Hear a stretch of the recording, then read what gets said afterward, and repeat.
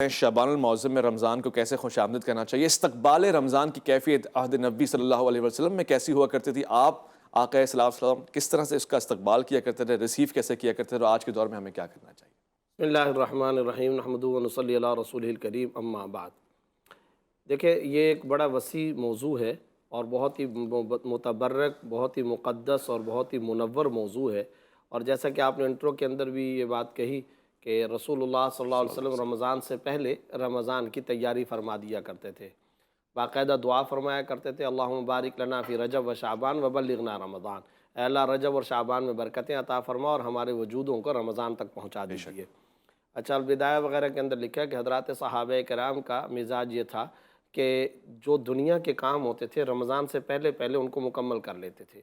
مثلا بہت عرصہ پہلے سے یوں پلاننگ ہوتی تھی کہ اگر کوئی مکان کی تعمیر کر رہا ہے نا تو وہ رمضان سے پہلے ایسا اسکیجول رکھتا تھا کہ رمضان سے پہلے میں اس سے فارغ ہو جاؤں۔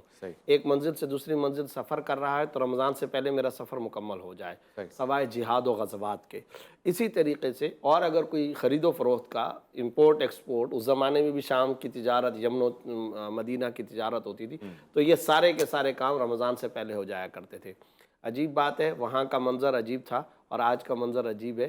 اس زمانے میں رمضان کو عبادات کے لیے خالص، اور ہمارے ہاں بزنس کمیونٹی بزنس کے لیے خالص سمجھتے ہیں کہ اب یہ سیزن کا مہینہ آ گیا ہے۔ خیر، اس کو کوئی حرام یا ناجائز ہم نہیں کہتے، جو چیز شریعت میں جائز ہے اس کو کوئی بھی ناجائز اور حرام نہیں کہہ سکتا، مگر اس میں چند باتوں کا خیال رکھنا ضروری ہے، وہ ہم آگے ذکر کریں گے۔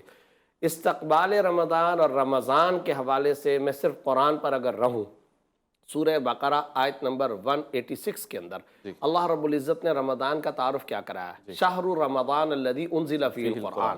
ٹھیک ہے، رمضان وہ مہینہ ہے جس میں قرآن نازل ہوا، ھدی للناس وبینات من الہدی والفرقان، لوگوں کے لیے گائیڈ بک ہے، دستور حیات ہے، قول فیصل ہے اور واضح کھلی ہوئی نشانیاں۔ یہ قرآن کی صفات اور تعریف بیان کی۔ تو پہلا جو نقطہ سمجھ میں آ رہا ہے، رمضان کا تعارف کیا؟ جس میں قرآن نازل ہوا۔ سورۃ القدر آیت نمبر 1، انا انزلناہ فی لیلۃ القدر، ہم نے قرآن کریم کو لیلۃ القدر میں نازل کیا۔ اسی طرح سورہ حامیم سجدہ دخان کے اندر کیا آپ کو نظر آ رہا ہے؟ انا انزلناہ فی لیلۃ مبارکہ، ہم نے قرآن کو لیلہ مبارکہ کے اندر نازل کیا۔ تو جا بجا قرآن رمضان، قرآن رمضان، قرآن رمضان، لازم و ملزوم۔ عجیب بات ہے، آج مسلمانوں کا رمضان قرآن سے خالی۔ وہ کیسے؟ جتنی رمضان ٹرانسمیشن ہے، دنیا جہاں کی اسٹوریاں، کہانیاں، وظیفے، باتیں ہوں گی، قرآن کی بات ہی نہیں ہوتی۔ اور بھائی قرآن سے شروع کرو نا، بار بار قرآن کریم کے اندر، یعنی فیہ کل شیء الا القرآن، رمضان میں سب کچھ ہے مگر قرآن نہیں ہے، حالانکہ ہے ہی قرآن، حالانکہ ہے ہی قرآن۔